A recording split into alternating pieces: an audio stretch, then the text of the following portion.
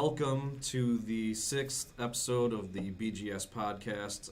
We are approaching the end of the year, so the topic on everybody's mind right now is Game of the Year, or our personal games of the year for whatever reason. A very interesting topic around developer circles, because everybody's very passionate about certain things that certain games do right or wrong. We've got a large crowd for our kind of last run of the year, so we're going to do a quick round of the tables. Say hi, I'm John Futscher. I'm Ryan Mallette. I'm Greg Giles. Mark Zorn. Hi, Kesterson. Ryan Koontz. Anthony Pismarov. Thank you all for joining us today. We've got a lot of people piled in here.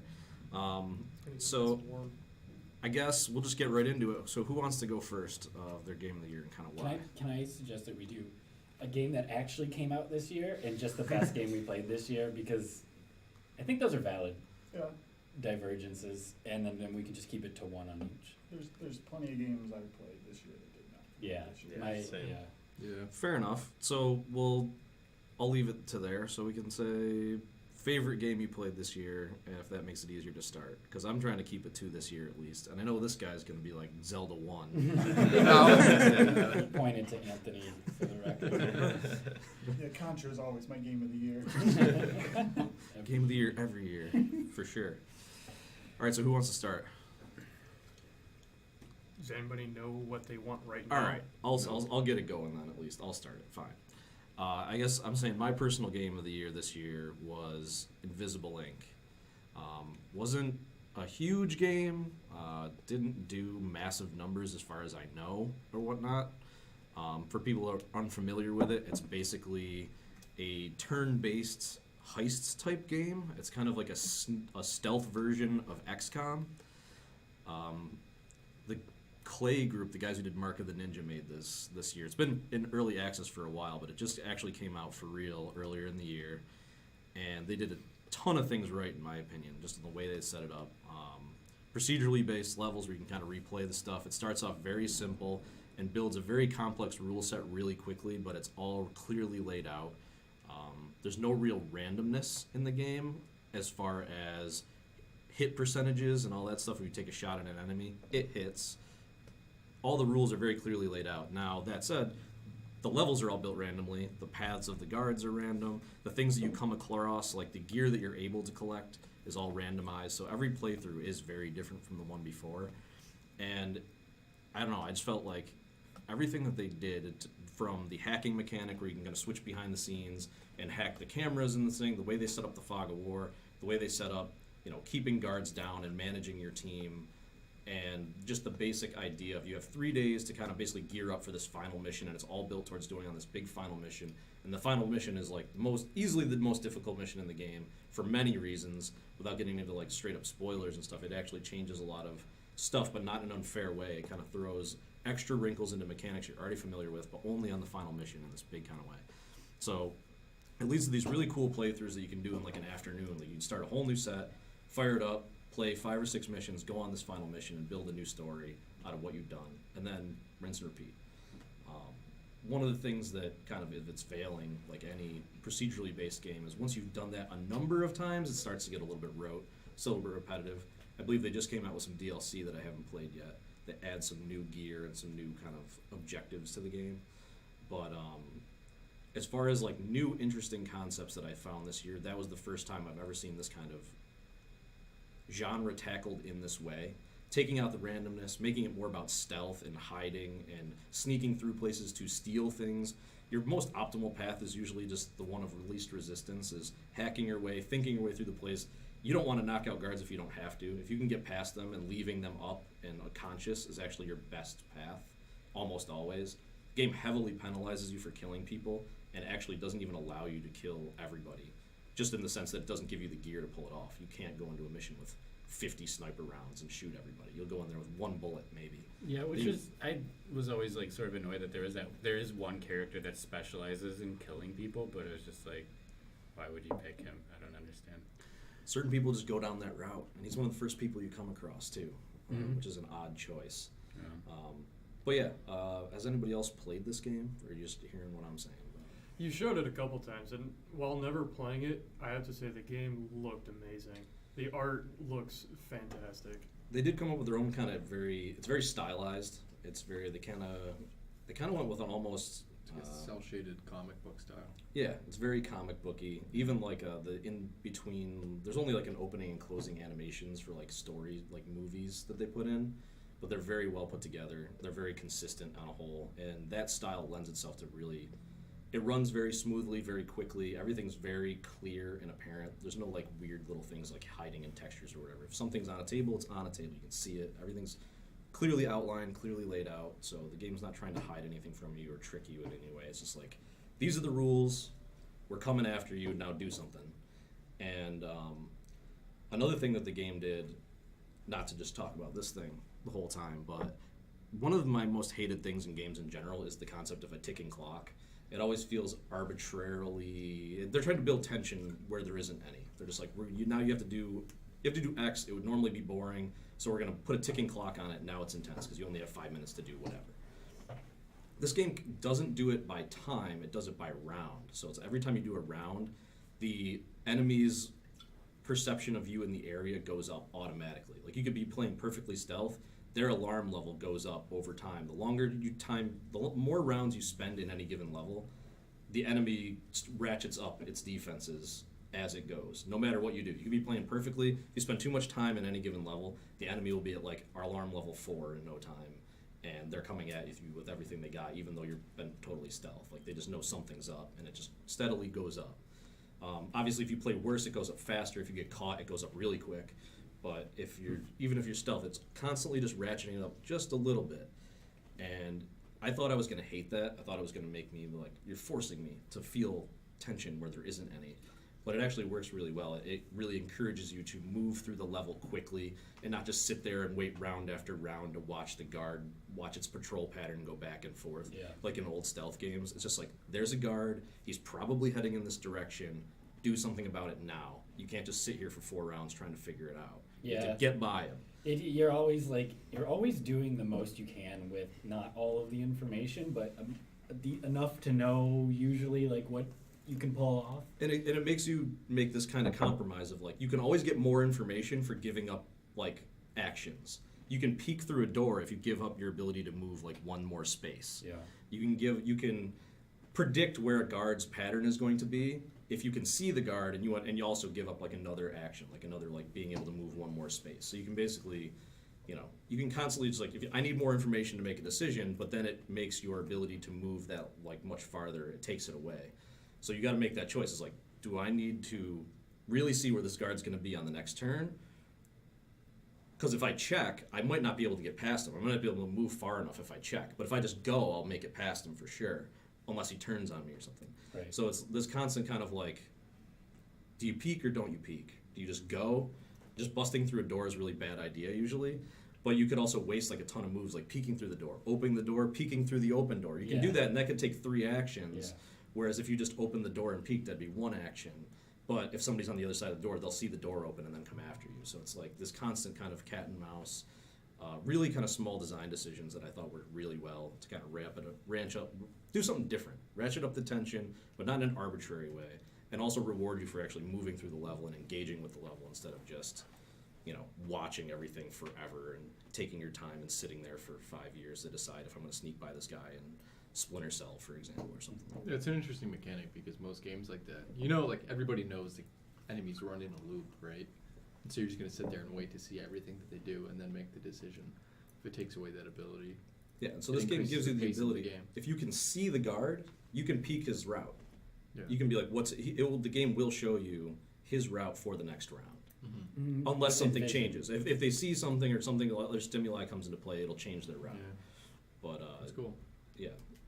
Correct me if I'm wrong, but Invisible Ink, that's the game that has that badass achievement where you actually have to hack the game itself? Yeah, so really? They actually did a really interesting, there's a very kind of a meta achievement in the game. There's a lot of hacking going on in the game. We're not really talking about that so much, but there's also, you're moving your characters through is one thing, but you also kind of have the guy in the van mechanic where you can always flip to the other side and hack the cameras and the turrets and all the stuff that's going on around you while you're moving through. It's a whole nother set of action points, and it's kind of very cool in its own right. But the game had an achievement that was about hacking that you can't get by playing the game. And people saw the achievement, and that drives people crazy when they see an achievement that they can't get. And so somebody started digging through the source code in the game to see, like, this achievement, nobody can get it. What's up? They started digging through the source code, and in the source code, it's basically like, flip this flag in the code to get the achievement. And so basically you have to go in there and basically change a bool from false to true, and it'll trigger the achievement. But that's the only way to get it. And they like commented it in the code, like, if you found this, like, good job, Right. here it is. Like, you're supposed to, this is how you do it. Yeah. That's awesome. So it's what, are you elite enough, dude? Did you? You know, actually, as much as I know about it, I haven't done it. I should go do that. I should go flip that bool. I have not done that yet.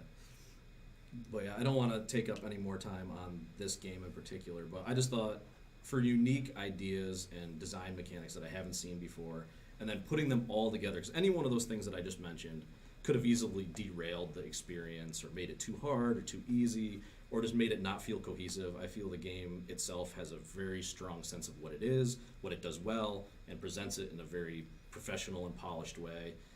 Cly is getting in a kind of a category of their own where people are starting calling them kind of like triple I.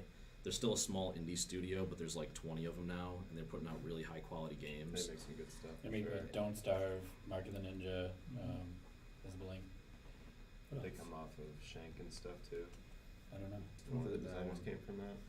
I mean, they've got a bunch of guys that have gone elsewhere and done different stuff now, but Hmm. yeah, they're consistently putting out good stuff, and they're not like a massive company yet or anything like that. So I like to see these kind of interesting ideas be able to be done and not fall flat for lack of marketing or budget or They whatever. also put out Crypt of the Necro Dancer this year too.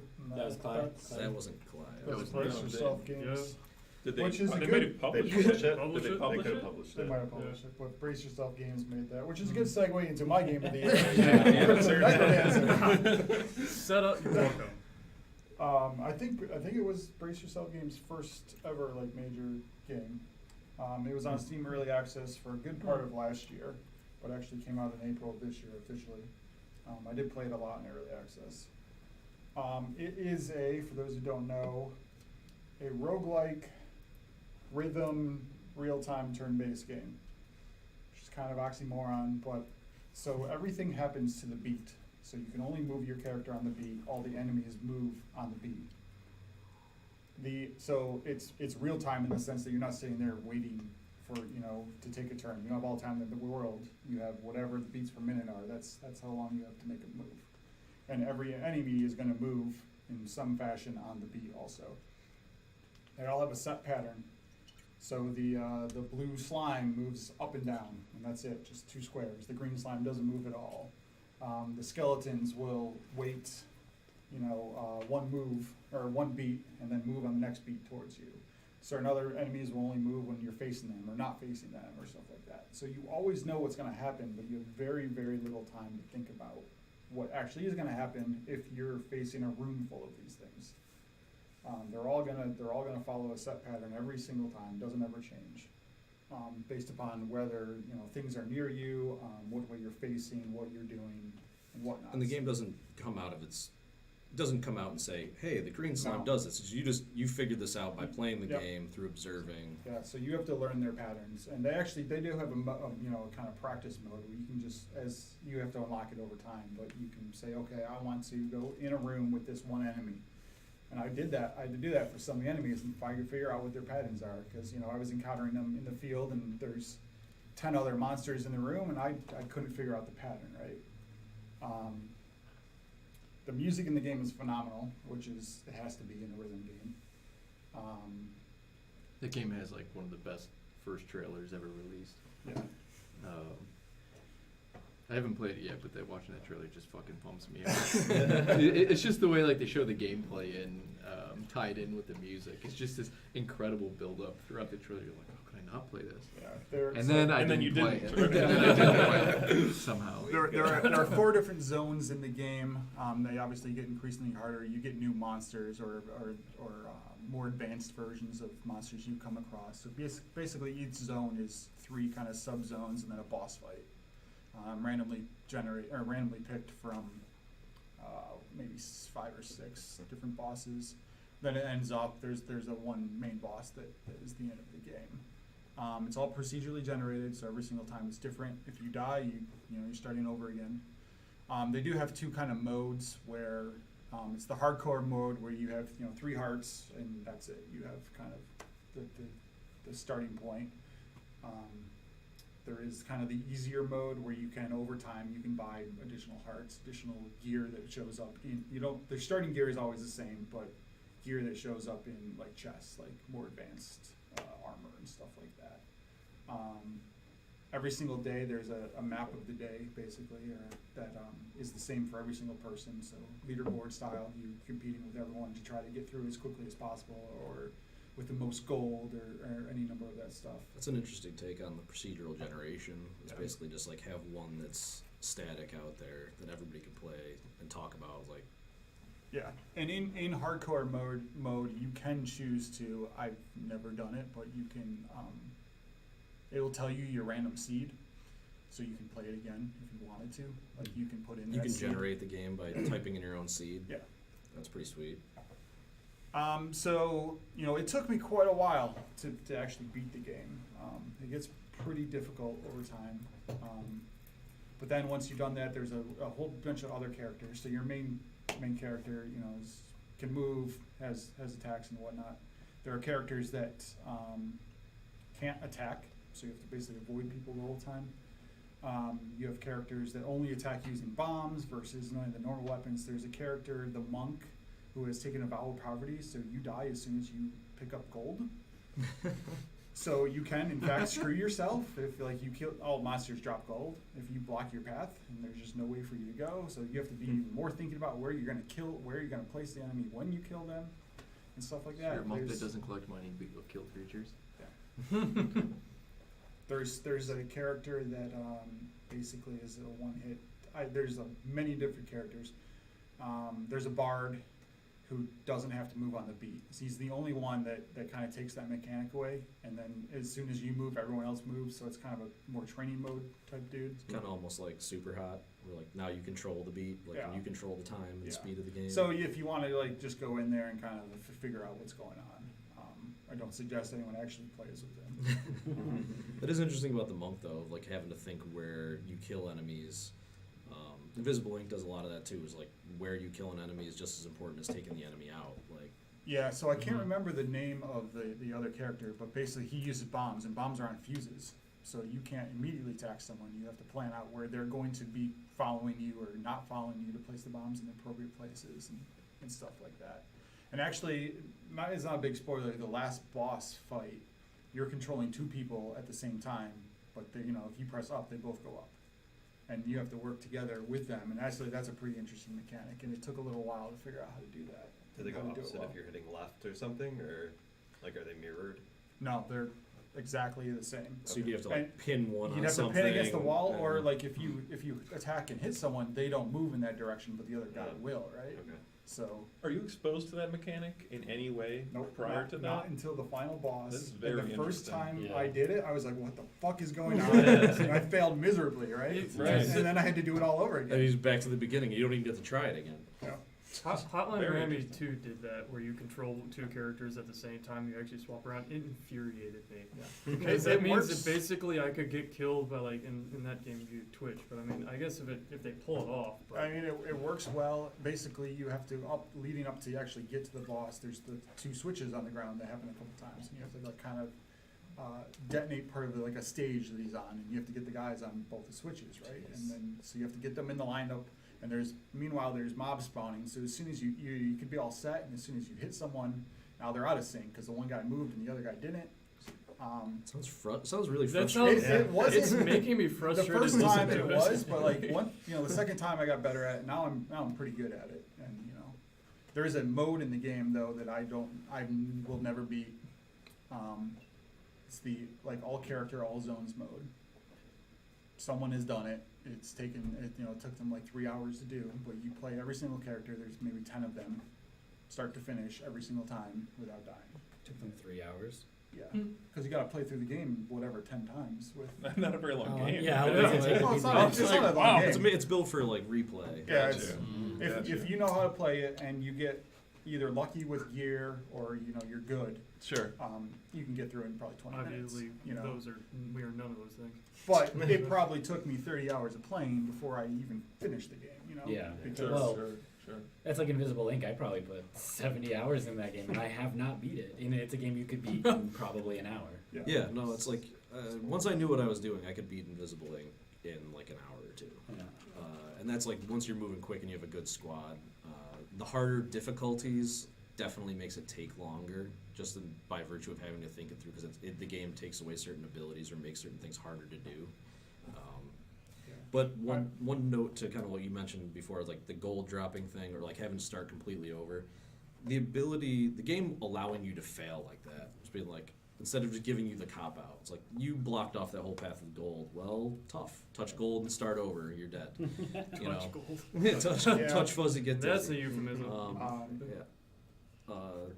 Because Invisible Ink also will let you screw yourself. That's how I'm going to say dying from now is Yeah. touching gold. Touching gold. Touching gold. Touch the gold. Let's go touch some gold. If you screw yourself, you could be out. And that game, same thing. It's like if your squad gets captured or all your characters go down, that's it. Game over. Start a new run. Like Yeah, there's no continues or whatever. There is no saving either. Like you sit down and you play it, and you play it till you die. You play it till you beat it. You know. Invisible Ink does allow you to save, like stop and walk away, which is nice because I found myself playing like a mission at a time and then like walking away. Yeah, it's a short game.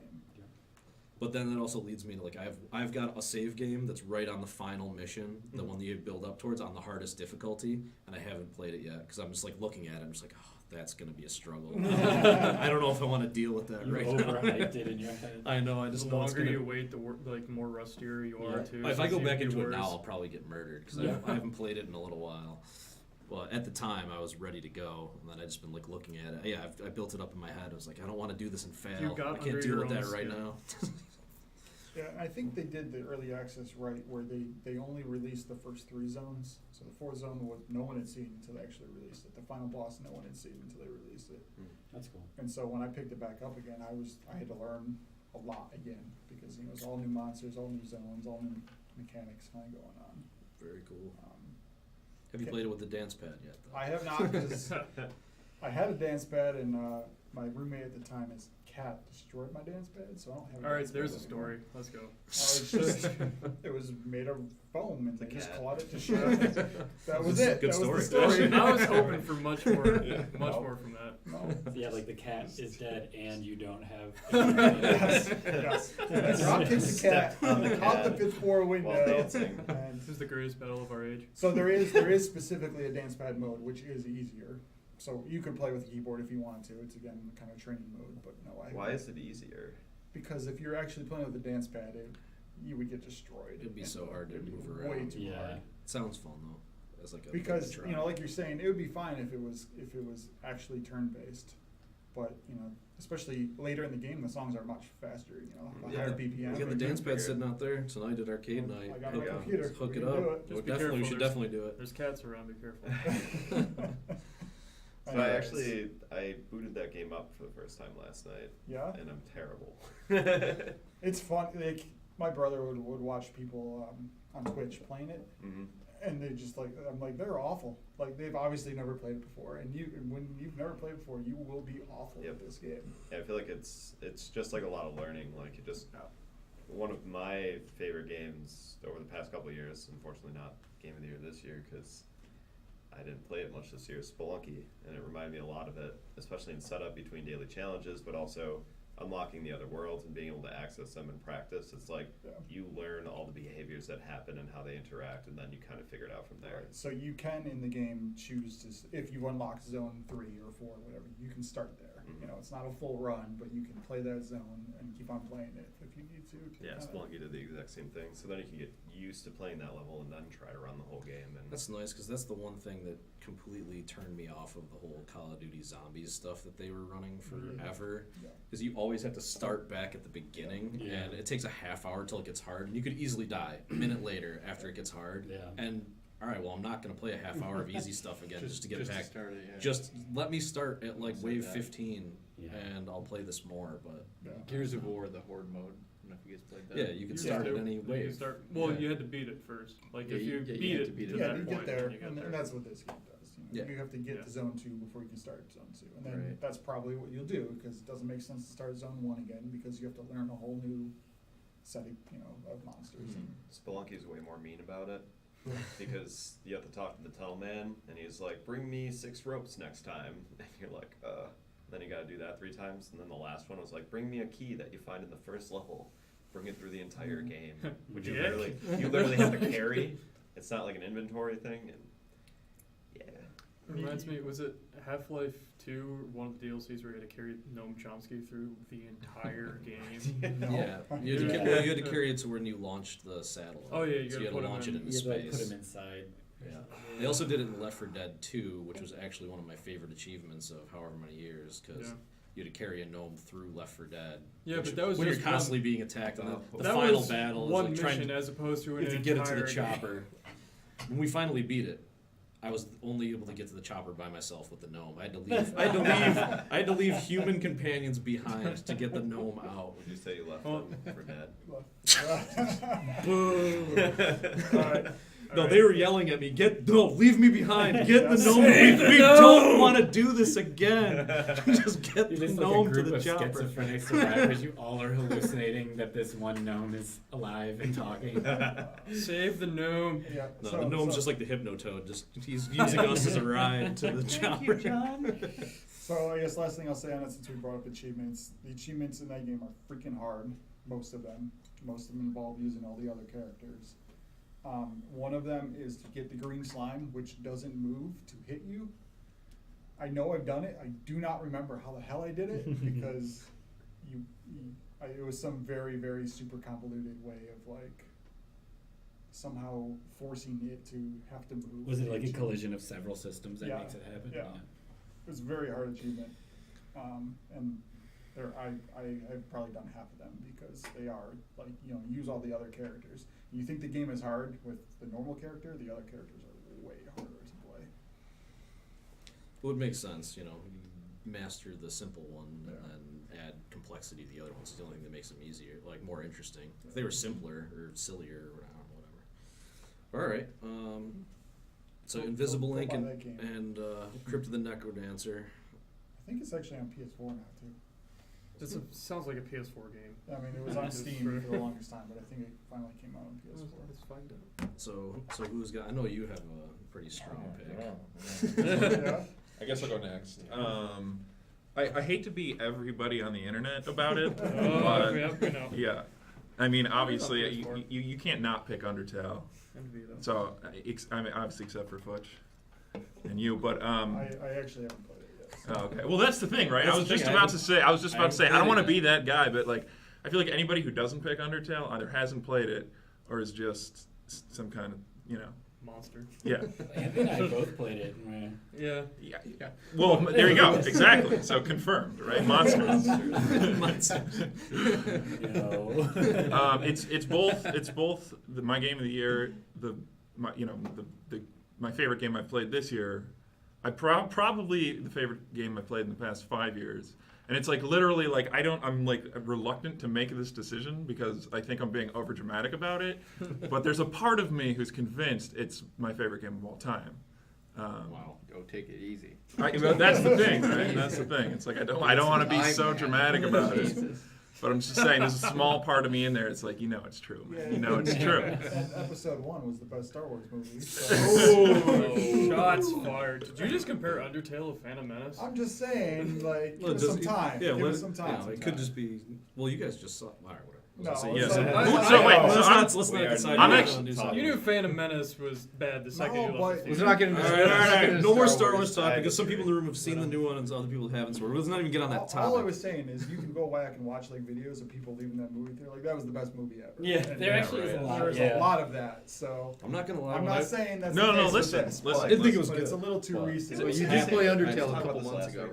right? Yeah. So I there's came in like I played There's it been like time. the day after it came out. All right, so sell it.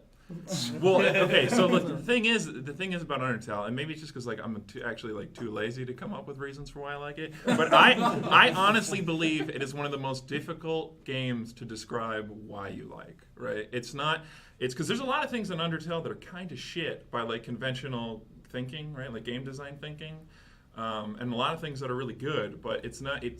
I don't think it can be looked at as like the sum of its parts, right? I think it's something much more special than that, and it has to do with like, and this is coming from somebody who doesn't even really like video games. You know, I mean, I play. It's weird to say because I'm a game developer. Yeah, but We make games here. yeah.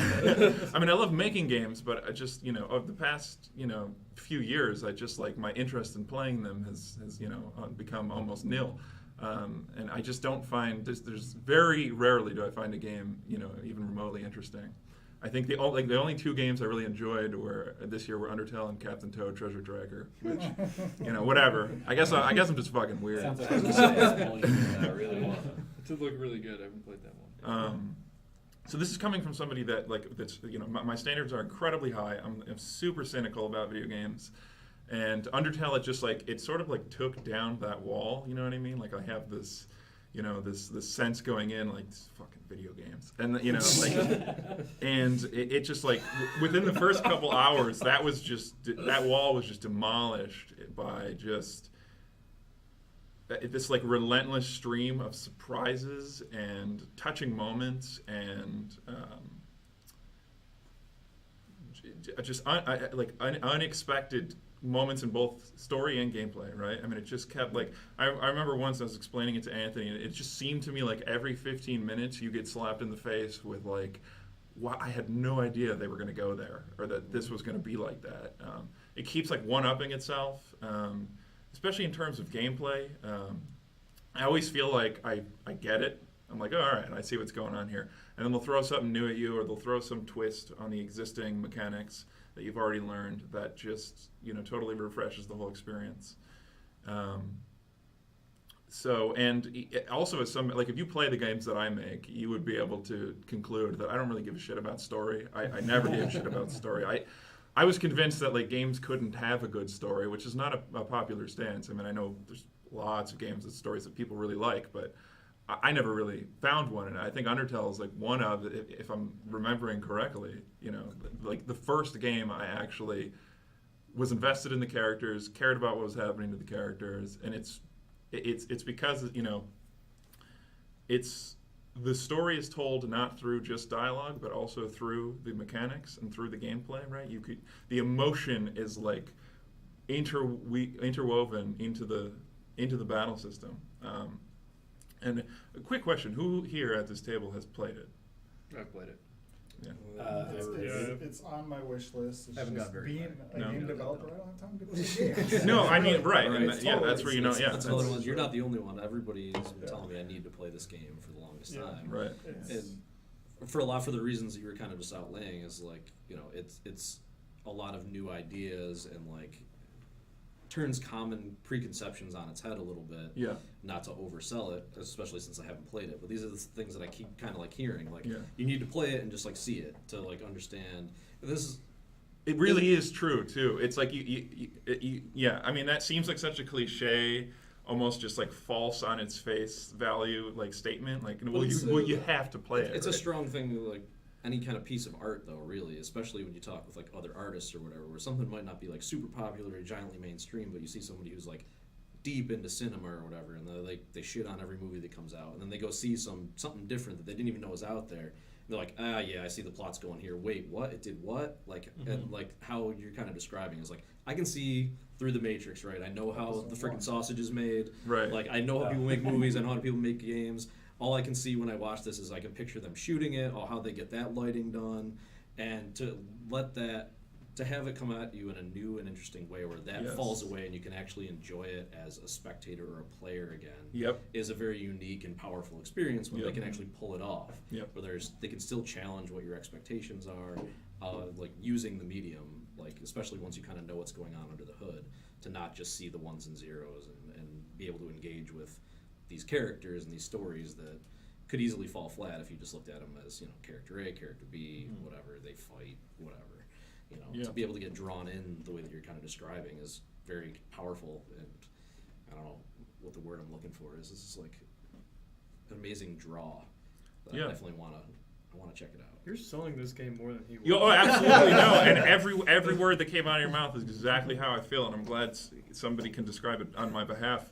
But it's yeah. So it really, it's not an exaggeration to say that it changed the way I think about video games. It changed what I thought video games could even be, right?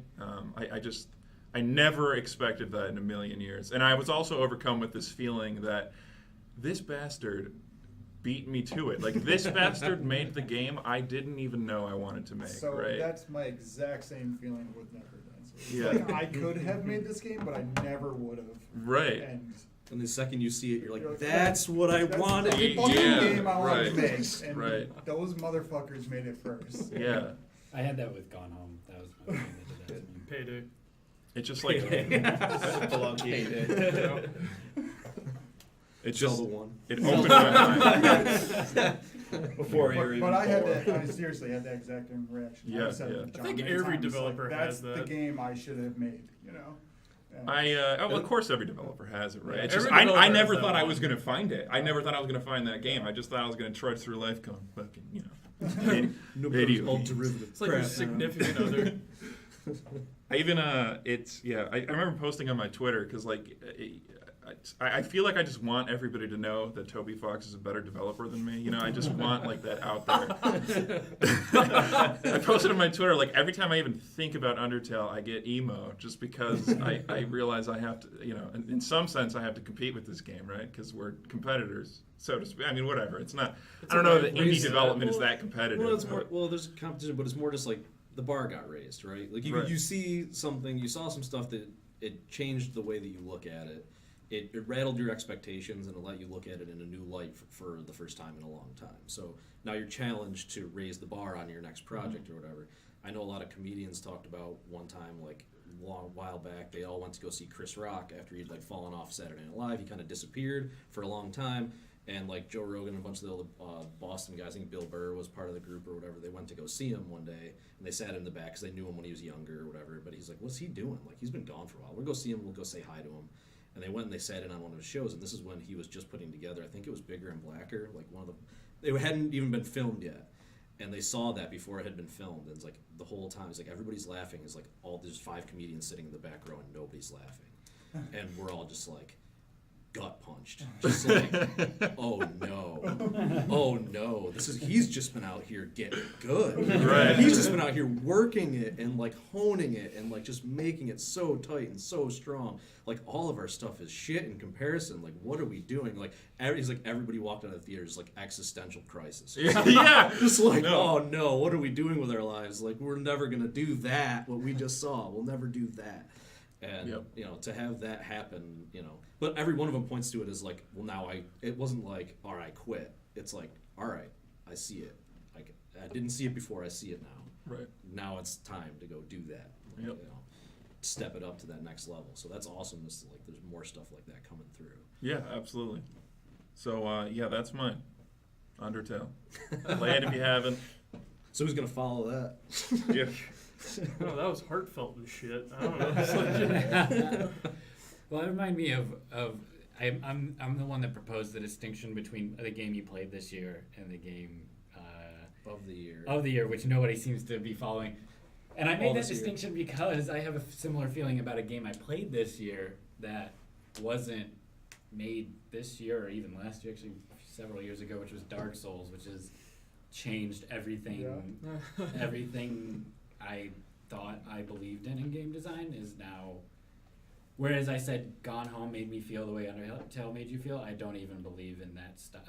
That used to be like, I don't know, the way I approach the narrative experience especially is now very different, and I don't see games. When I started making games, I probably would have pointed to adventure games as being the best way to do story, and now I kind of scoff at that idea. I think it's the best. I think games should be entirely experiential, and I really solidified that idea in playing Dark Souls, which was just so predicated on how you approached something, and the game generally knew how you were approaching this thing they had laid out in front of you, and it was really good at turning that on its head in some way, or just throwing you off in ways that games usually try to avoid throwing you off, but not in a way that was frustrating. I don't know. There's just a lot. I mean, if you want to hear why Dark Souls is good, there's no shortage of material out there on it. So I'll just leave it at I too have been affected by how good I think that One game of is. them. Oh, it's a great game. Yeah. All three of them are really great games. That I dispute. I think. Ooh. I wouldn't agree with that either. Yeah, I wouldn't agree. Ooh. I Well, am which ready one? to shit on Dark Souls 2 at any Really? moment. Oh, Dark Souls 2 was good. I didn't Ooh. like it. Shots fired. Demon Souls wasn't as polished and was even more strict. Demon Souls I didn't still play it. had that spirit to it, It did. which it did. Dark Souls 2 felt very. It felt like it had everything except the spirit that made Yeah. the first one feel so. You just wanted to know more about that world all the time, and it almost never disappointed you. And it would. Disappointment wasn't even really an option because it would do shit that you wouldn't even.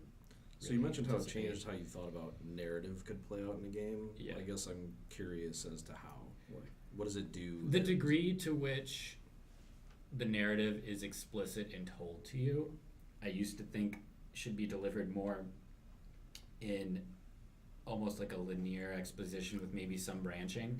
Now I think it should be sketched out vaguely, and then the rest derived from what happens to you through the systems. Well, because you could totally just not pay attention and you wouldn't even know that there is a story really in there. Well, yeah. If you wanted to. you know, The and story it's- goes as it's deep as very- you want it to, yeah. which is one of the many things that made it great is you decided how much story you wanted, and really you could play through that whole game and really have no idea what it's about very easily. It's like Destiny, where you have to go look up grimoires. Destiny online just or doesn't some have crap a like story. that. God, That's what I was no. gonna Not say. at all. That doesn't sound good at all. No. That Oh, just no. No, see, and that's a great example of how one-way games try to deliver narrative and fail miserably, and that's one I never liked, was when they just leave a bunch of books laying around with a bunch of it's just like, I don't... They didn't even do that. They just Fallout. Yeah, Fallout. What Dark Souls does, it just leaves bits around the world and gives you little passages to read every once in a while. And In the loading items you screens, get in the items. are like items from something that happened in the world. So the Yeah, description. every will be item like- has a story piece to Exactly. It has this little blurb about a story, and then you can see how it would fit into the environment you're in, right? it. And You can almost never piece everything together, but giving you those little bits of information makes you start to think when you run around the game. Like, you just kind of do it naturally. You start thinking about, well, why is this spider bitch down here? yeah. Like, what the fuck was this place? Nothing has been yes, placed the in Dark spider Souls bitch. Yeah. without nothing has been placed without a Explicit- purpose. Explicit purpose. Yeah, everything in that game means Right. something to a degree I've never seen another game. And they never give it to you as And there's straightforward. some- Oh, as- and they never, Spoon-fed you at yeah. all. Like, there are entire sections of that game you will miss for sure when you play it. There's huge amounts of content that are buried behind just shit that, I don't know. I don't know how you think of some of the stuff you're supposed to do to find large chunks of that game. And so there is stuff I missed in it for sure, and almost everybody does unless you So go this and is, actually that's look a stuff pro up. of like kind of Yeah, things because Yeah, I there's think- enough I of guess it. it's a your mileage may vary sort of thing, where like you put in what you want, like you pay into it what you want, and that's what you get out of it. And that is a strength Yeah. throughout all of its systems, is that it only exists as far as you interact with it, and then outside of that you can generally ignore various aspects of it. I like that just because like sometimes you don't have time just to like totally dive into something. Yeah. But you're still making progress. You're still interacting with the world. So even if you're not like right now with Fallout, like I'll do like the little side mission crap or just like do little stuff. But then you can also carve into the actual missions. That's cool. I like that. And the thing about Dark Souls is there aren't missions. Yeah. There aren't. No, there's no quest log log, or there's missions. no, Yeah, you know, you just kind I of. always saw I played the first one a bit. I wasn't the biggest fan, but I understand the appeal. Like I always saw it as like an old school style plastered with modern like graphics. Like it just throws you like there's the big world, throws you into it, go ham. That's Like, basically it. I mean, uh, yeah, and the reason I would say going back that missing content is a plus is when you find it, you feel like you've truly discovered something and it's magical. Like you then proceed. You found the like double wall hidden world. Like there's things called like there's a point in the game where like there's a zone where throughout the game there's invisible walls, and if you hit them, they dissolve, and usually there's something behind it. there's one part in the game where there's a double one. So you hit it, and there's a chest, and you're like, cool, my chest, and this is the one I missed. If I'd gone behind the chest and hit the wall again, there was a whole like zone back there that I just didn't see. But there was similar times where I did something weird and it worked, and I opened this thing to this world that I was like going to kill this boss, and now I'm in a completely different place, just trying to do completely different things because I can't walk away from it because I'm so interested and curious about What's it. over here? Yeah. Sidetrack simulator. And and Dark Souls is just rife with that. It's really good at, it is what it is, and if you want to know more, you can find out more, but it's not going to spoon feed you or brag or any of that, which the second one does do. It brags on itself a little bit, I feel, which really drove me crazy. But it gives you kind of like an ownership of it, like you're saying. Like you don't Yes. feel like the game's just like, go to zone 3 now. Exactly. It's like when you find zone 3, Yeah. it's because you did X, Y, and Z, and you could easily have not done that and done something else. Exactly. Yeah. There's no map with a waypoint. There's no hand holding at all. No. Well, it's interesting in any of it. I When you mean, talk to other people about it, like everybody can have a different experience, different things happen, or interesting things happen to different players. And as far as exploration goes, like it's cool because you do have to think about it a little bit, right? and I would sometimes, like, I'll get worried, like, oh, I'm too far away from the last place I'm saved. Yeah, I'm gonna exactly. lose all You're my like- souls, and Yeah. I'm gonna be like, do I even want to go down And then this you path? fucking lose them every time. I mean, it was Dark Souls 2, and it's been a while since I played Dark Souls, but I booted it up, and I'm just remembering the controls. And about the first thing I did in the first minute of the game is I did a dive roll off a cliff. I was like, and the achievement popped up. This is Dark Souls, or Yeah. well, this is Dark Souls. And You're I'm like, like, oh right, dang. there's nothing that's going to hold my hand. No through this invisible shit, wall that you know? stops you from going off the edge or whatever. That's actually the exact thing I was talking about when I said Dark Souls 2 brags on itself. Yeah. It's the first time you die, it gives you that It gives you achievement. the It's like, achievement. oh, I get it, you're a really hard game. Okay, cool. But it's not. It's Actually really not. Yeah, that game for being touted as being as hard. I don't very think any hard. of them It's- are that hard. It's just Well, you have it's to almost- try, you have to learn, and you have to take. It's once you learn the language of it, it's actually easy. But breaking into that language is like it's just like finding some random book in the desert Yeah. that with I no think nothing to it's- compare it yeah, against. It's kind of the same with most of the games we've talked about though right now. Though. Like you just kind of there is no hand holding. There's rules, Yeah, and, it's a and you just trend. have to learn how to play it. Yeah, you you know? get the different experiences out of it, like multiple places with different characters, with Crypt and Necro Dancer, everything. Every playthrough of Invisible Link's totally different. I've heard a lot about Undertale using Absolutely, people yeah. comparing notes all the time. Like, did you kill this guy or did you talk to him? I was just talking to my friend the other day, and he's an hour into the game, and he described just a scenario that just sent a chill down my spine, and I'm like, I didn't even know That was a I didn't even possible know. option. Yeah, I was like, Yeah. that's incredible. Yeah. Yeah. Well, and like in Dark Souls, you can kill the merchants. You're you know, built you to train. Yeah, You but can Stop for a get this moment. powerful sword early in. Oh, We just sorry. hold for a second. We can cut this piece Another out. beer? The train's coming through. Once the main things through, I mean, what do you say? Keeps telling me I have to play. As long as we got the train, I'll describe the scenario I was talking about that my friend told me about. The beginning of the first hour of the game is like this tutorial section, right? That you've gone through with the Yep. it's all like purple with Goat Mom and everything, right? Yeah. And so you like the story is you're this Okay. little girl and you fall into this underworld full of monsters, right? That's the introduction. I didn't know that was a girl, by the way. Me I named neither. my girl Anne. Well, Stupid. Oh my god, it's a With- girl. Anyway. gender's a spectrum, you know. But, Yeah. Trying to Um, be a boy. And okay, yeah. So anyway, you land in this world. Like the first hour is like sort of this tutorial area, and you encounter this character. I forget her name actually, but everybody calls her Goat Mom because she's like this female goat character, and she cares for the player, right? And obviously, this underworld is a dangerous place, and she doesn't want anything to happen to the human player character.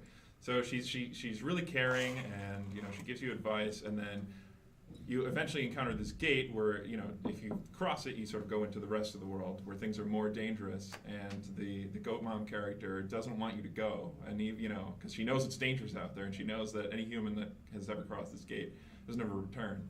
So she stands in front of you, and you actually have to battle her. This is how persistent she is on you not leaving, right? She actually engages you in battle, and I found I was like, oh my god, I feel like so loved. So I didn't fight. I didn't resist. I just sort of I fucking killed her. Did you? Yeah, I had You're to. a monster. Get out of the way. You're a monster. She was about to kill me. I was about to die. No, you can. I resisted until she was about to kill me. I'm like, yo, fuck this. It's me or her. I just gotta go. I forget how I didn't kill her, but I just couldn't. I didn't have the heart to do it. Which is actually amazing, because I wasn't thinking in game terms at the time. I was like, yo, I'm gonna die. Fuck this. I don't die. Like, you gotta get out of the way. Your Like, self-preservation like, is strong. sorry, bitch. Very strong. But okay, so that's interesting. So my other friend that I was talking to, he killed her too, right? And then he felt so bad that he went back and loaded a previous save file, like right before that battle, and he was gonna go through and not kill her this time. So when he went up and talked to her, a little thought bubble or whatever, a little bubble came up that it was exposing the player character's thoughts, and it said it said something to like seeing her face again. God, I'm gonna butcher it. I can't remember like the first couple lines, but it says you consider telling her that you watched her die. Holy shit. Yeah. This reminds me a lot of what Spec Wait. Ops The Line did. Hold on. So it goes. It Remembers even though he didn't save after killing her, it just saved It that saves data on the anyway. way. It flipped the Globally. switch in there, so when it came back, Yeah. that switch Oh, that's was a good. global switch. It wasn't this part of the save And variable. that's Yeah. the part that sent a chill down my spine. But if that wasn't cool enough, he throws a joke on the end. So it's like you consider telling her that you watched her die, comma, but that would be weird. So it's like he was telling me that, and I was overcome with like this spine tingling and also funny emotion at the same time. And those are like rarely do you feel that simultaneously. While calling out a save scummer. Right. Right. Yeah. So back to Dark Souls. Back to Dark Souls. You want to put a pause in there just so. Oh, we're good. No, like I kind of want to go. I along kinda the like same- that little that's story, too. the Same Yeah, I line might put it in. where once you do something in Dark Souls, you've done it, and you can't make a copy of your save. You can't go back in time. You can't have 800 save games like I No. have in Fallout. I have lost track of how many I Oh have my because it God. doesn't even it doesn't default to overwriting your previous save. It defaults Yeah. to new ones. Yeah. No, like I legit once I was like, oh, I want to come back to this maybe, and it wouldn't even let me copy my saved game. You can't do That's it. crazy. I like that better in games. I thought about doing that in Undertale after I killed the golem. I'm like, well, what if I just go back? I was like, no, fuck it, I made that I made decision. that Yeah. Going on. No, I've made that bid. Which Oh, goes that's back to great. my point before the train came, where like you can choose to early in the game. I don't remember which one. It might be all of them. You know, you can kill this merchant, and you can kind of take his sword, and now you have a more powerful sword. I know. But now that merchant is gone Mhm. for the whole game. Yeah. And you miss out on something later But because that's interesting because that merchant is really valuable at first, but once you Yes. get more powerful, not at all. So Yeah. maybe you go get his sword because you don't need him anymore, Yeah. right? Yeah. Like, and Yeah. you just kill him. And like, that exists intentionally in that game. Like, the designers definitely thought about that scenario, and it is in there because that is a story right there. I went to this crazy world. It was heartless, and I became heartless. I used this guy until I didn't need him anymore. I got more powerful, and then I killed him and took his shit, and I Yeah. moved on. And that is a story that makes sense in that world, and it's all intentional for sure. You know. Speaking of Heartless, I played. Kingdom Hearts. That's your No, That this was is good. Not a Very good goatee for that. segue here. Just my experience with Dark Souls. I played an hour. It happened to be this year, so it's relevant. I got out of the first area and into the opening, and I didn't know what the fuck was going on. And then somebody came into my world and robbed me. They locked me in a doorway, basically, and they're like, "You can't pass until you give me all of your things." And I was like, "But I'm new, and I don't know what I'm doing." He's like, "Well, I'm gonna kill you then." I was like, "Please don't." Yeah, And the online in the first one's pretty bad. yeah, so like this guy just came and invaded my world. So I tricked him though, It is a lot. because I played dumb, like completely dumb. Like I was dumb enough where I just didn't know what was going on. I wasn't super familiar with the systems yet, but I was smart enough to assume probably that he didn't know exactly what I was carrying. Yeah. So I was just like, "Oh, all I have is this one thing," and he's like, "All right, drop that, and I'll let you go." And I did, and he went away, and I was like, "Cool." Wait, how did he tell you this? Like he came in my game and he was talking to me. You can talk? Was he Yeah. just shooting you gamer messages, or do you have him, like, Yeah, like just. Yeah, It was in just game through the though. menu. He was just typing it or whatever. Oh, really? Yeah, Huh.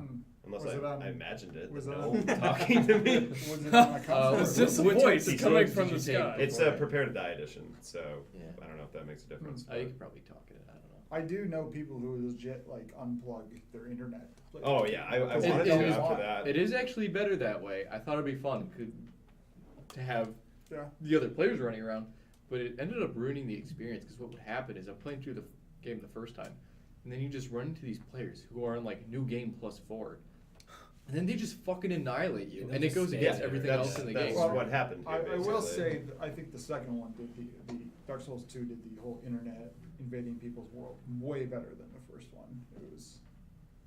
I I actually think I had turned fun. it I off had at fun the with second it one. in the second one. Really? Like I enjoyed it. Yeah. I think I just turned it off in the second one because I didn't want to deal It with it. after sounds playing the insane. first. Like if I was playing Fallout or like Dragon Age and I was like doing all my stuff and I'm crushing, and then some random Shows dude up. who's like 80 levels above me just showed up and just annihilates me. Well, I was so- like, that Yeah. would just wreck everything. So I think Yeah, they did it it's better. really frustrating. They did. Yeah, they that's did why I it let it more go back. so. So I'm pretty sure in the second one you have to be very close in levels for that to actually happen. Yeah, But the It's second not- one will drop 2 other players on you yeah, that's true. while you're playing. No. Which is another, just like, okay, they fixed it, and then they fucking did that, and it's just Right. like, okay, that's Yeah. still like. Yeah, it's- I Is there at agree. least I like actu- a switch in game that you Yeah, you turn can on, turn off the online- like online online mode. features? Yeah. Well, and it's also predicated a bit on a mechanic called humanity. So if you make yourself human, then you're online, basically. That's- Well, yeah. then you're susceptible to interacting directly with other players through invasions. That's what happened. But if you don't, you can still see I remember other it so online well. stuff. Well, But I did it because I had this thing. Half-Life. What is it, like the souls in there, or The whatever? Shadow You Atlas, like- use souls and then you become human or something. I was like, oh, that probably sounds like a good idea. And I did that. Well, That And sounds then like like a something minute like later, that. this red guy comes in and he's like, I'm Yeah. gonna kill you. Yeah. You're You dead. should be like, I'm not gonna do that anymore. Should move on now. but why? Yeah. I've got Yeah. nothing. But why? We should, Because I'm Should a we- troll and fuck you. Should We we got head 3 back to magazines to the, go to. should we go back to the topic at hand? Yeah. Right. So Yeah. we've got, I guess Dark Souls was. Dark Souls is the For person the of the record, we don't year. have to talk about it, but my game of the year actually is Rocket League. But That's- moving on. I was thinking It's a fun one. of doing that. It's fun. So what are you thinking then? I think I'm gonna go with Mario Maker. Interesting choice. Yes. Boo. That's nice, dear. No. You go over and play with you. I hate all of you. No, Rocket League is super good, and I was considering it, but I definitely just hate that game lately. So. Because you're losing. Good reason not to pick it. Yeah. No, I love playing it. I don't love playing it anymore though. So Right. it's real good. Mario Maker though, it's a game. I was really bad at playing video games this year. I'm struggling to like sit here and just be like, I definitely feel comfortable like giving this title to something I've played, because I don't really feel comfortable with that because I was just a shit video gamer this year, I guess. I But think that's all of us. yeah, I don't think so anyone's I'm just played being a like, wide well, variety. you know what? I got the most joy out of that in a lot of different ways. Even like outside of that game, watching other people playing that and experiencing that, I think is really interesting.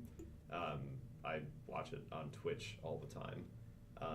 Personally, when it comes to building, I haven't spent too much time with it, but I've got it. I don't know. It just. I feel like Nintendo is on a streak lately where, like, yeah, they're still like Nintendo and they're still doing whatever over there, but Sounds about right. yeah. But the It's actually their past, business card. yeah, pretty much. We do things over there. Their games on the Wii U though, like Whatever. their games on the Wii U have just been all pretty killer, and The few that have released, yeah. yeah, and they've gotten to the point where they've embraced. I can't really put my finger on it, but it seems like they've kind of changed their attitude to how they make these games, and they've kind of embraced the fact that like they own a lot of IP and they can kind of just fuck with it if they want Yeah. to. And that's what Mario Maker comes out of, and we saw it like a little bit with NES Remix and stuff. And I just like them doing that kind of stuff because it's just like you have this legacy, and you're also really good at game design in general. Like, and now it's kind of combining, and seeing that play through and create something like Mario Maker, I think is something that's really special. It is very interesting because Mario Maker, and I haven't really played it, but I've seen it quite a bit, and we even gave one away at the Halloween party. it's very interesting because it almost reads like they sent out like a memo, like we want to make like a Mario like 30th anniversary like game that has every type of Mario game like in it. Go make a bunch of levels in like the original style and Super Mario World and all these things, and put the tools together. And then they started doing that, and then it was like, no, wait, this is the game.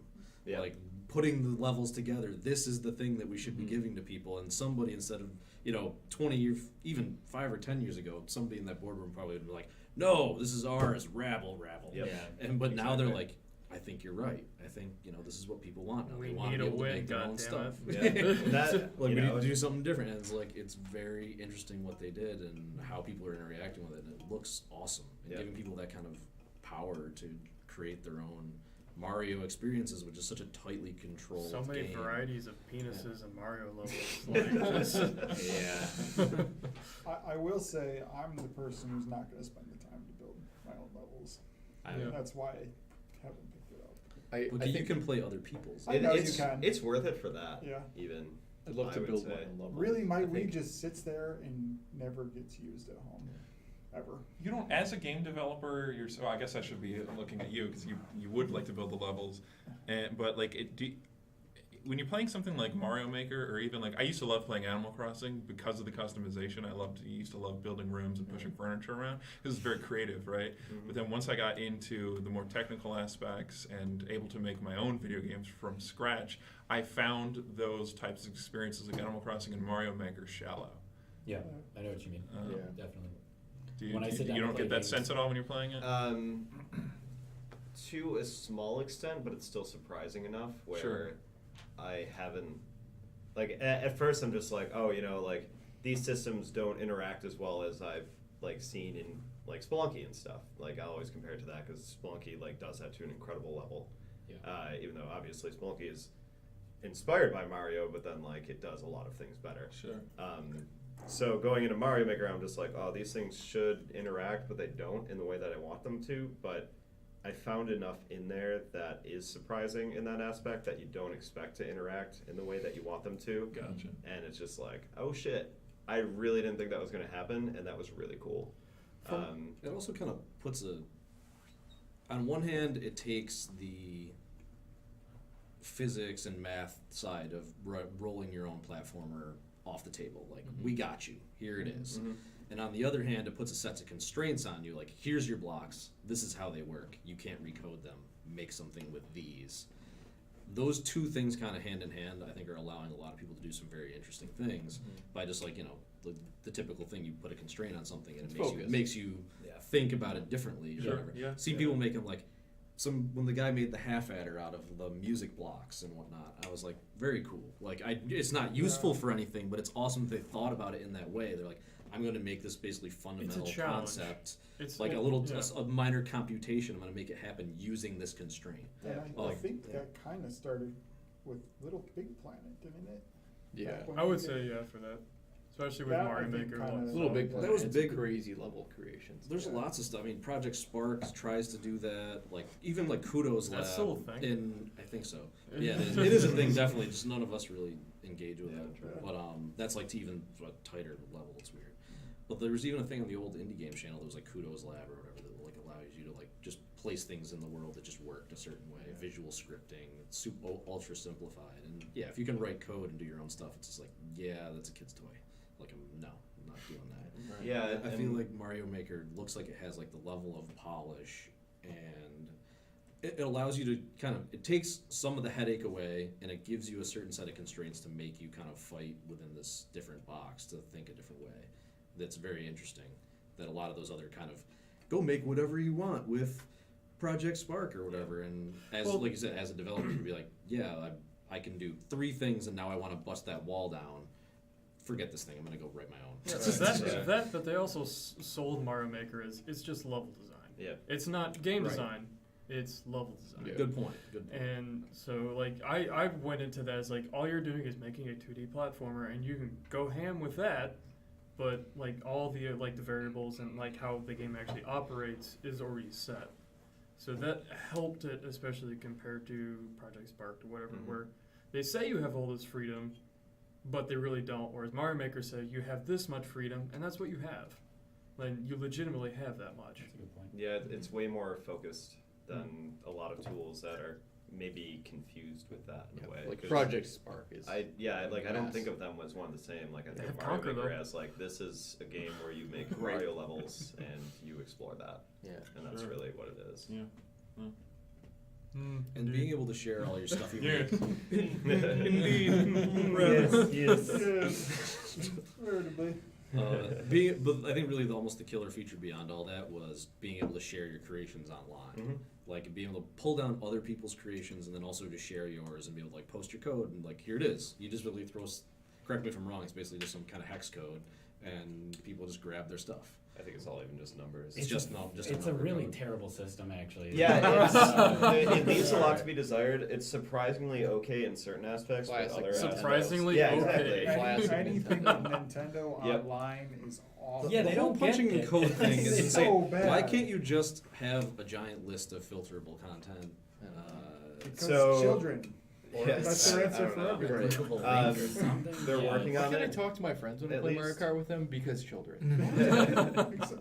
It's awful. They're developing like at least a separate site that's gonna be better for curation. Hopefully that can get worked into the game because it should. Admittedly, they are getting better at online things. Like Splatoon is pretty decent online in general, and such. So I don't know. I don't It's think give you or can. take, really, You can't but talk to your friends in that one either. Splatoon. Yeah. No, there's not direct chat. No. That's ridiculous. No. Not that I know of, at least. Humans talking to each other? Get Who out of wants here. to do that? Or you can But I mean, talk, this but is- only in the lobby. This is also coming off Is that a of, thing? you know, In before Mario you Kart? could never even Really? invite people to a game and stuff. So it's like, at least they kind Right. of figured out some of it. It was Yeah, a so chore they're- even being a friend with somebody. Yeah, to, like, exactly. Even, like, try to that's play a game. that's a with lot them was easier chore. now. In Mario Maker, you could just follow people and then you can just find their levels immediately, which is good. So So- that's a part that works pretty well, I think. They're up to like Xbox 360 8 years ago. Yes, I The would first say iteration that's- with the blades. It's Not like even the- though. I would say they're I more. wouldn't say it's there yet. They're more That's not like even there. Halo 2, where like Yeah. all the Yeah. Xbox Yep, Live yep. features were in the game only. Yep. Yeah. I would say so. Like they have their general network, and apparently with whatever they're doing next, that's going to be the central focus of Yeah, it. it's just But- really It's okay. subpar. So Yeah. give them like 15 years and they'll be fine. I Yeah, think though probably. that actually probably comes out of like a cultural Japanese thing where they tend to stick with the older system before picking up a new one. They're way more inclined to do that. That said, though, they innovated. They innovated so hard on the hardware and like a lot of their stuff. Like the Wii just surprised everyone. Yeah. And a lot of the stuff that they've done has been so far outside of the old system. that To they be really, fair, the people it surprised were just like, not to be that way, but like not the hardcore gamers. It was the people who aren't gamers. But it actually, I disagree. No, in the that sense the I- people who I the disagree people as who well. weren't hardcore gamers weren't surprised. They were just like, oh, this is a new thing. It's really fun. The hardcore gamers got a huge shock because they thought this is dumb. It's not HD. Nobody's gonna Yeah. buy it. And then it Yeah. blew every other console out of the water. Yeah. Like their whole like That was rally the- cry online being like, we're right. They're doing all the wrong stuff, and the market said, nope, sorry. Yeah, And but then they all it's go also wrong like anyway. the Transformer Fast and the Furious effect, where That's what I was gonna say. they're horrible, but they are money-making machines. That's exactly what. I That bought was- a Wii after Christmas last year, Wii U. I used it for maybe the first 2 months, and it literally has not been turned on in my house in at least Which 8 is months. pretty everybody who ever bought a Wii product. We play Smash at work during lunch and stuff, and that's it gets used there. But Oh. like whole nother topic. But I literally just it sits there, and I went to plug something into the back of my TV today. I'm like, oh, I have a Wii. Like I forget I even own Yeah. it. You know. It's just back there. I don't think anybody in this room is gonna sit here and be like, yeah, I play that all the time, as opposed to my Xbox. I or actually my- do. I- I just well, bought my my Xbox PC. like for Halo like a month ago. I play my Wii U more still. But the thing is, with the Wii U, I actually like the Wii U. Like the Wii, Yeah, but I the agree. Wii U, but I actually like when they announced it, I'm like, okay, that's something I could actually get behind. But the Wii just left such a bad taste in the mouth that by the time the Wii U came around, it's just and they called it the fucking Wii U. Yeah. Like really, Yeah. That like was you a couldn't name it marketing- anything that else. That was silly. Like that Yeah, was that just was a just marketing bad. idea. As true as all this is about the Wii, I think we should at least recognize that there are some few but some phenomenal games Oh, on sure. Wii. Like, Oh, yeah. the And Mario they're all made by Galaxies, like, Nintendo. forget about it, Yeah, right? those are Like, Zack and great. Wiki, you know, that's kind of a rare one, but I mean, that game was like, if you've never played that, holy shit. That one's That's- it's alright. I'll fight Was that- you. I have, but I didn't. Hold It back, was hold cool when back. it came out because it was just Alright. like, oh yeah, one-on-one movie. Well, it's Yeah. the Wii. Yeah. We Anyways. could rage about the Wii all day. Actually, Yeah, I'm sure. mine's outside out here with Let's go like some of my break it. games because Let's like smash it. because they've been collecting dust for 5 The years. Wii is or whatever in amazing my for house. playing GameCube games. That is true. My favorite. That is system for true. GameCube. I did Virtual own a emulator. Wii. I own a Wii U. I did not own a Wii. So Anyways, who's up all right. Anthony, what's your game of the year? Oh yeah. Pat, you want to go first? Ah, shit. I'm pretty tied for Payday this 1 year. and Payday 2. Good. They didn't come out this year, so there. Not like I'm Destiny or Call of Duty? Those are your options, huh? Listen, You play listen. a lot of Battlefront too, don't you? I enjoy Battlefront. I don't. There's a lot of design choices that if I made the game. Anyways. Anyway, I'm tied between, interestingly enough, Metal Gear and Dying Light. That's why I asked earlier if anybody. Dying Light, like it was just fun. I played it, and I would leave, and I never went, well, that sucked, or like was annoyed. I just went like, that was good. That was worth it. Has anybody here played Dying Light? Dude, No. not a lot of Why don't you- people why don't you did. explain Got quiet in here. Did you ever play Dead Island? Yeah. Yeah. All right, it's the exact same thing except good. And I It's was- actually, So it can't Good. be the exact same thing at all. it was Right. it was made by the same people. They streamlined a lot. They made like you could first like Mirror's Edge style free running. You're just building this game to suck. I know, right? Dead Island, Mirror's Edge, what else you got? It managed to make it feel satisfying when you take a baseball bat and crack it against a zombie's head, which it was a game that, like, if you put it toe to toe against anything else, I would say obviously that. But the thing is, when I played it, I walked away from it. I felt like I had fun, and that's hard to find sometimes. Especially We can anybody that walk can away make from a the game. zombie game feel fun at this Yeah, point. like is probably it's so making a damn tired good and game. worn out. Yeah. And it came out in, I want to say, February.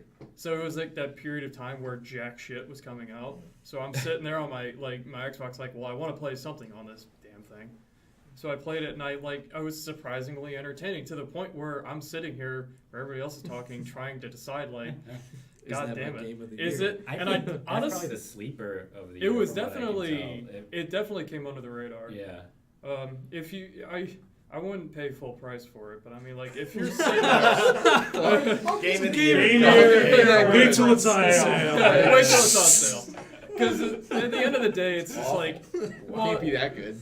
if you're playing something, like, to me, I'm a sucker for story and just the experience. So if I play something and I'm like, well, that was fun, now time to do something else. To me, that's not a full quote unquote experience. So you're trying to more say that you can't recommend it to everybody to go buy it like right If now. you're- but if if- you're into that kind of game, If you like first-person melee style, which I do, like Skyrim sort of thing, you're gonna enjoy it because the combat system is really fun.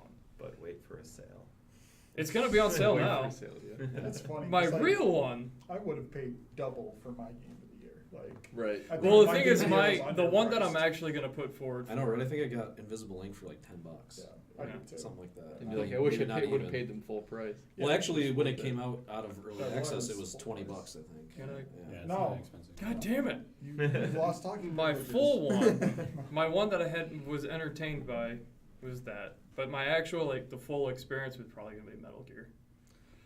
Yeah, I haven't played any of Metal Gear, which is crazy because I played most of the other Metal Gears, like other series, but I Yeah. haven't played any of this new one. Yeah, I haven't played anything Metal since Gear- Snake Eater, If which you was want, 3, right? oh yeah, that was like Yeah. PS2. I that think. was Yeah. I PS2, played and the that shit was out of Snake Eater. 2002. Yeah, that's the last time I played a Metal Gear game. If you went all heartfelt, so Metal Gear to me Go. is that. The Like tissues. when I was, let's see, Metal Gear Solid 1 came out in '96. I played it in '96, and I was a grand total of make everybody else feel old. 6 years old. So Like I obviously didn't understand it at the time, but like I go back to it like now, like at my PS1 at my parents' house, and just like it was the first time like I saw a story that I actually gave a damn about in a video game.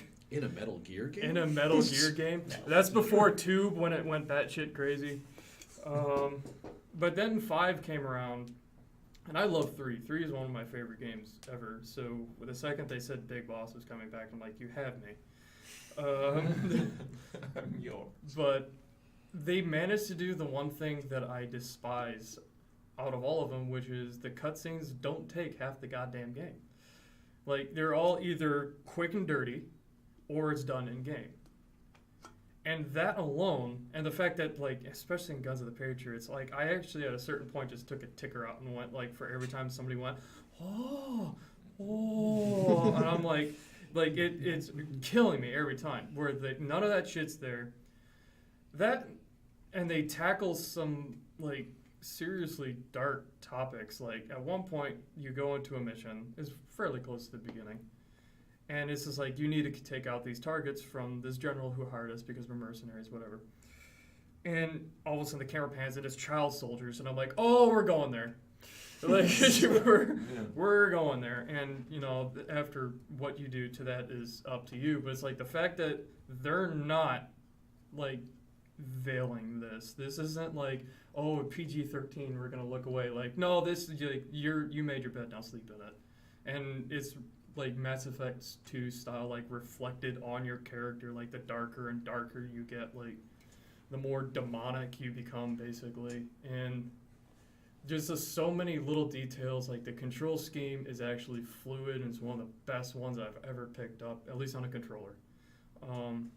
It just feels natural, like I have complete control over him.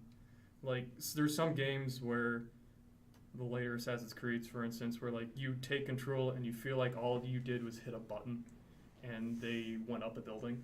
Yeah. Whereas this one, it's like, I feel like I have, like, it's up to me. Like, everything I do it's what he's doing. And they managed to one-to-one the control scheme.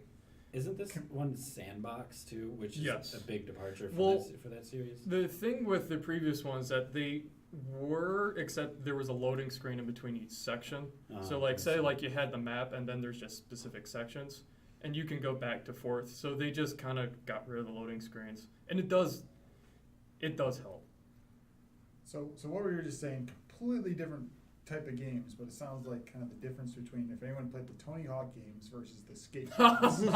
Where you Tony said- Hawk versus Metal Gear. I think that's a No, good comparison. versus actually. Skate. Versus Versus Skate. Skate, where you Mm. actually had, you had to pretend like you were doing the tricks on the analog stick, and you didn't just press, X to jump, and Y to grind, and, Instead of 1080 beating Yeah. on it with the B button. Exactly. One Yeah, of in the- Tony Hawk, you can fly 80 feet in the air and do a million backflips and do some weird thing and fly off of like a helicopter. those- In skate, just like ollying and Ollie not and dying grind. is Spinning difficult. Yeah, and learning to do a kickflip. Like, I just- obviously not like actually learning to do a kickflip, but a little bit, I As someone just- who used to skate, like, Yeah. I got that, Yeah. One You of could the, see how they translated it. It was interesting how they did that. So that actually sounds really cool, though. Well, let's bring it back to, like, that it's not just, I press the A button a lot of times. Well, the way I can describe that is, like, so when you sneak up behind somebody and you chokehold them, whatever, it's right trigger. Then at that point, it pops up. You either go left or right to interrogate, up is to cut their throat, or just, like, sleep or hold them and they go to sleep. So it's like, and each one of those has a different motion to it. So not only are you just like, it's not just like a button press. It's like grab them, like, okay, put them on the ground. If you're gonna sleep or hold them, you have to like hard tap them down. And they're completely different for each one, to the point where it feels like I'm actually doing something different, and it's not just it popping up on the screen.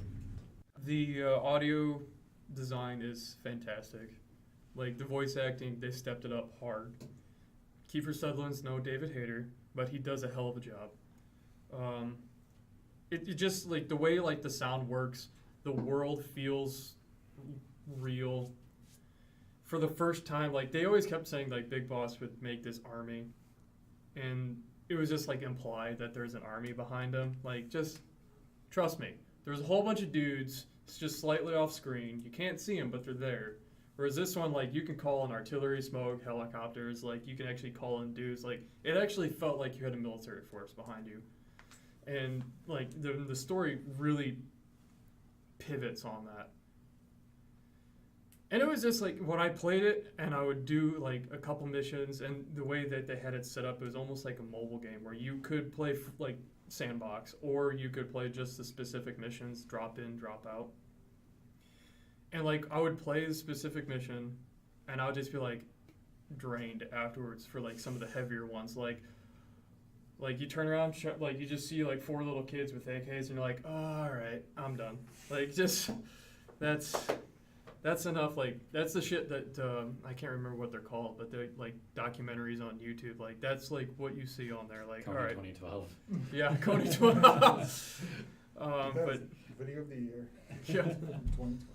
Anyway, but it's just like the way it impacted, and it felt they got rid of the absurdity that Metal Gear has been, what's the word, plagued with. So there's no boss that's like surrounded by bees.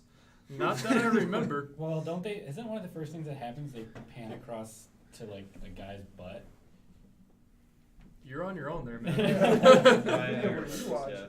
You heard about In that that? hospital or whatever. I don't know. I just heard. I Oh actually yeah, heard this there on a is the podcast. way it intros is. It's still very tongue in cheek, is what I've. Oh heard. yeah, well there is the way I can describe it is, the game itself is a game. All right. Ah, Yeah, that's a good starting point. Yeah, but it's just like it Qualifies plays. for game of the year. It plays like when you start like actually It's like not a painting. when you step back and look at it as a whole, and you take the story and everything of the voice acting, and like you take it all in, it's like it's a whole experience. But when you play it like in it, like at one point you're sneaking out of the hospital, like in the hospital section, and you're trying to play dead, and the dude who you're sneaking out with pisses himself, and they're like. They look down because they're like, you're playing dead, and they're like, what? What's that sound? And they just see like a puddle of urine, and you're like, shit. Like it's like that second of like, they don't take themselves too seriously is the best way. Like he understands the separation of game and story, Okay. I get what you're and saying. like when you're playing just the game, like in the open world sandbox, that's what you're getting is the gameplay. But then when you take a step back and you see the whole thing, you get the total impact. So when I say it's like when you see just the game, you can see that it is a freaking video game in the end, and they don't take it like they're writing the next like Macbeth script. Like we're making a video game. Yeah, that's good. I like that you went with the Macbeth script and not just Macbeth. Well, obviously, They're not making The next shitty one. movie The next- of a Macbeth 2, The Revenge. What the Macbeth hell? 2. Oh, that was in Macbeth Harden. Last Action Hero, was that? We're using fucking Hamlet 2 or whatever. Oh, What's Hamlet the name? I saw that movie a few times. I don't Hamlet He's 2. he's like looking at the skull of York, whatever, and he like crushes it. That's amazing. I would watch that. That was lost on me as a child. Was it Jay and Silent Bob Strike Back? It's like Good Will Hunting Hunting 2, 2, Hunting Hunting Season. Shooting everyone. I would watch that. All right, so I'm done. That was my pitch. Anthony, take us home. Sounds sweet. Finish Dude, us. I'm tired now. You have a monster. Drink It it. shouldn't be hard. You play are a 3 monster. You games, killed just Goat play Bob. it. Yeah, asshole. I know, but I want to pick one from this year, and I don't have anything other than Halo 5. So Halo 5 is your game. So of I the year. guess it has to be by Thanks for joining us, default. everybody. It's Halo 5 by default. So why is I it the think greatest this game year ever I've made? only played the Swapper and Thomas was alone in one sitting, pretty much. Thomas was alone last year, wasn't it? No, that's. Yeah. It was like 3 years ago. Oh, yeah, Yeah. multiple Yeah. years ago. Not even that. The The creator of Swapper that was game fucked. already came out with a different game this Yeah. year. Yeah. I know, right? See, Swapper was I'm one all of out them, of too. Swapper was 2 years ago, I think. Yeah. PT Played and Smash? Halo 5. Well, what's mine? I played Smash for like 3 hours. That was No, also I last didn't- year. I don't even think I played Smash Played this year. Smash more than Smash any was game last this year. year. That came Smash was Yeah, last it was year. last Yeah. year. Yeah, You well, were- yeah. End of last year. Definitely Wow. the game I played the most this year, though, for That's sure. always a word. Yep. Because you Basically played Smash. at lunch. We played The new one came out. Piece of trash. So Shut PT or Halo, why are they the greatest game ever PT made? came I out thought, last year. well, you know, Yeah, so PT like, last year. PT was last year. But fuck. Yeah, whatever. I'd So like to talk Halo about 5. PT. So Halo 5, here's what I like about it. Well, see, you If get you- to be Master Chief. You get to, you know, I For haven't 3 played- missions. If you Halo Oh, 5 there's is a really single great player mode? because I don't even know. if you get everybody in the mongoose, everybody can get on it. You can have more than 3 people No shit. Nice. on the mongoose All the- and the warthog. All them graphics of the Xbox One really just come into play there. That's right. You can do things So much power. You can that do people wouldn't things. expect. You can do things on things. At least 5 people can. You know ride what I the hated On about the Halo? Warthog. You know what I Wait, hate I about don't Halo believe you. 5? What? Is they still won't let me configure the controller how I want it to be. What, button per button? Yeah. And which I can do now because I have an Elite controller, but like You can was do so- that without the Elite controller now. Yeah, Yeah, yeah, yeah, yeah, actually you for can it do that. now, They have an but- app for it. Yeah, but it's a but separate I app. have An to app? I have Yeah. to switch the mapping of my controller and not doing like so now it's different in every fucking game. Mm-hmm. I just want to put Oh, really? Yeah. That sucks. You Yeah, go 'cause play it just Dark does it Souls a- and dive off a cliff. Yeah. Yeah. Exactly. Shit. So Halo. I feel like it's 2015. Why can you not let me just assign the buttons I want? Well, it's fine with having control schemes like for default, but there, They have a at lot a of certain different point, schemes there on there. should be. Yeah, but I still. What do you could- want to do? Change the I- fucking left joystick to move and the buttons to aim? Like There is a N64 point mode? It's where- been, it's been a while, You so I trying to couldn't, do I couldn't it. tell you. B. But B look right. Y look up. A look down. It is a point where, like, Oh, especially invert. now, how many? What's that? How many? Inverted. Inverted. You're I a don't play monster. inverted. Go. It's another No. play. Oh, I, Well, Inverted's the only way to I only play. play inverted. What the fuck are you talking Yeah. about? No. You are Non-inverted. You're is just outnumbered filthy. here. See? Non-inverted. No. I don't What? care. Inverted's I will. the only way Yeah, to go. remember that time we played Battlefront and I destroyed with my non-inverted controls? No. No, Ooh. don't remember No, that. I Yeah. I Never haven't happened. played that with you. Like, you couldn't have won if you were playing with non-inverted. You get out of this one. You're outnumbered. Anyways, But, that's just a rant. We're in the year 2015, almost But- 16. Let me assign the buttons. On the that I same want. token, too, like they've been making like when the first Halo came out, like 2000. 2000, I think. 2001. 2000. I think At that's this it. point, November 15th, 2001. all right, okay. No. Either way, like at this point, whatever the controls that they have on there, and they have like multiple different variations. Yeah, they all suck. I've never had any like. There's always been one where like, okay, I'm good with this one. There's like at no point do I go in there like, you know what? I wish I could switch on X and Y. Like, Y switches the weapons, A Oh, it's not jumps, that X big of a deal. It's reloads. something Like, you can learn it's how to work just with. it's just like this is just the way. I couldn't map it in folds. such a way so I couldn't do everything I wanted without taking my thumbs off the analog sticks and be comfortable. I can do that now that I have Elite controller and I have pedals.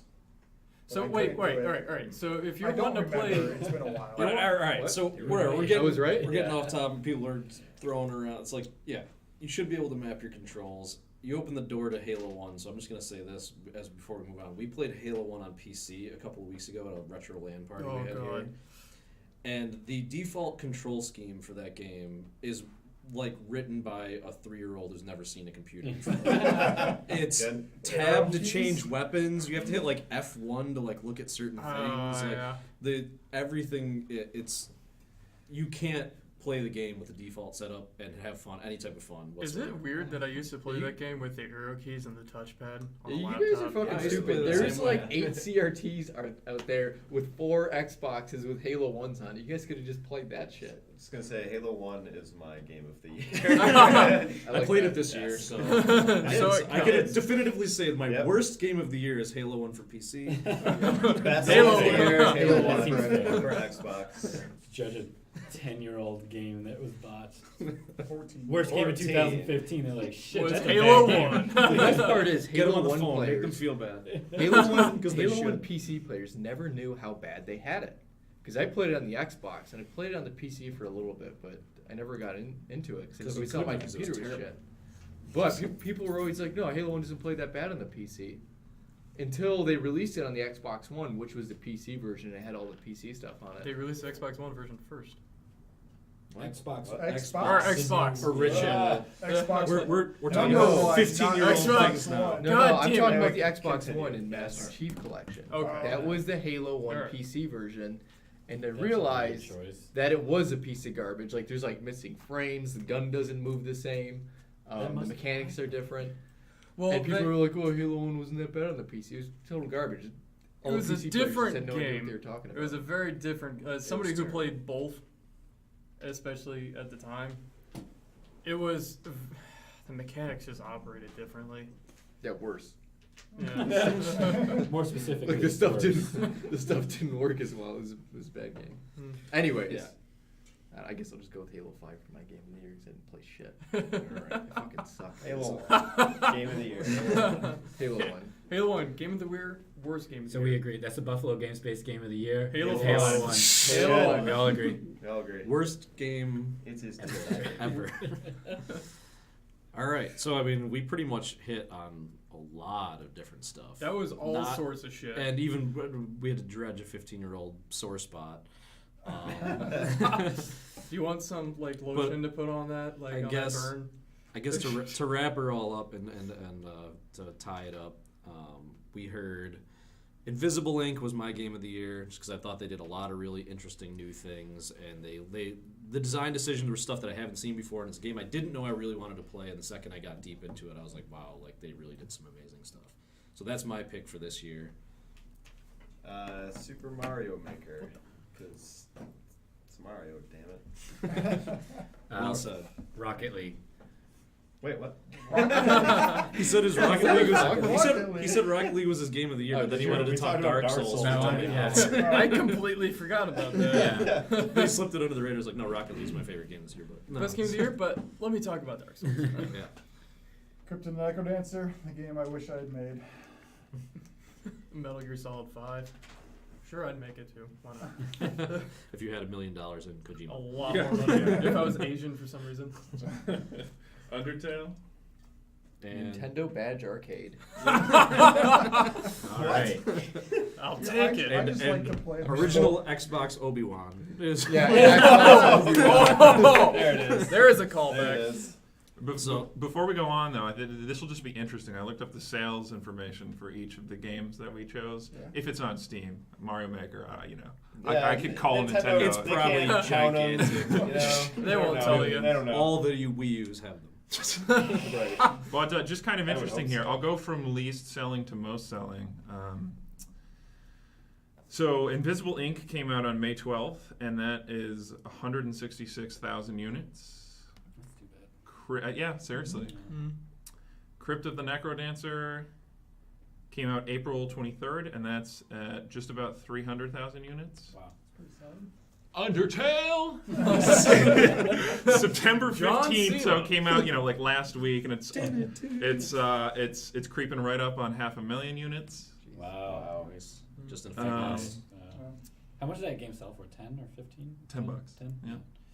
And I love that he hasn't put it on sale yet, like the Thanksgiving sale. It I- stayed on top. It straight stayed through on the top, sale. and it It's wasn't even on crazy. sale. I Yeah. was like, look at this motherfucker. That's gangster. That's gangster. That's the way to do That it. was sick. It's I saw new, that. so Although, if it's in my wish list, and if it was put on sale, I probably would just have instantly bought it and still not have played it. So, Yeah. Yeah. 'cause that's what I do. Yeah, But now I want that's to what play we all do. it. So. It was, Metal Gear, obviously selling like crazy, 791 units, and that came out September 1st. Mhm.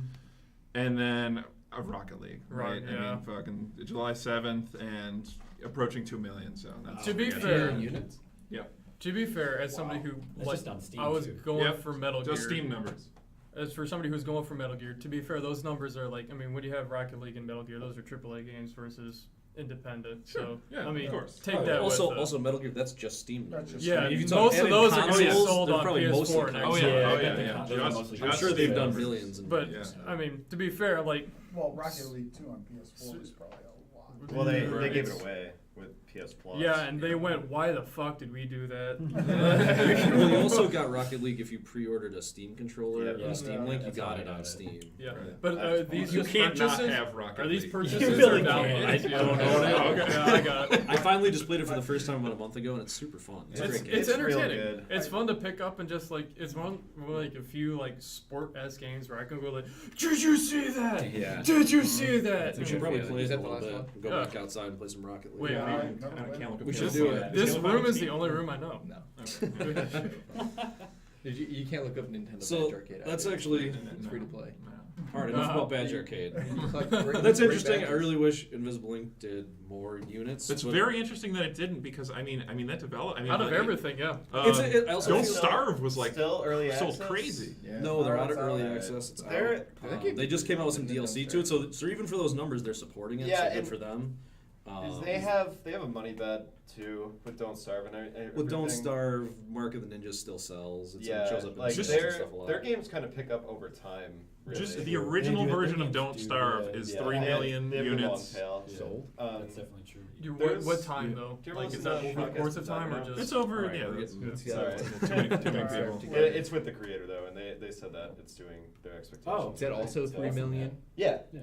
All right, so Don't Starve selling like crazy. Yeah, it's good. But It's crazy. I guess so.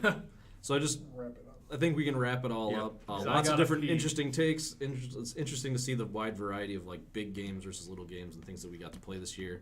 I know there's some other biggies we've talked about a bunch, but as far as like interesting stuff, thanks everybody for sharing your thoughts on what was big this year that people should go check out. I definitely have a short list of things I need to go play that I haven't played yet. One of these days I'll play Dark Souls at some point. Everybody keeps beating me over the head with that one. But also, I just wanted to wrap it up and thank everybody for coming. Ryan, Greg, Mark, Pat, Ryan, and Anthony for being in studio here for our last podcast of the year. Thank you, John. And thank you guys all for supporting the game space throughout the Thanks for year. having It's me. been an amazing year. We've done a ton of things this year, and we're looking to queue up some really fun, interesting things coming in the next year. So thank all you guys in particular for supporting us throughout this time, and thanks to anybody listening for listening to us babble about games and supporting us as we kind of continue the mission of growing game development here in Buffalo. We appreciate all 2 of you. My game of the year is All of you are in this room now. my game of the year I'm not is listening to becoming this. a BGS member. Seriously, I gotta pee. All right, thanks everybody. We'll see you next time.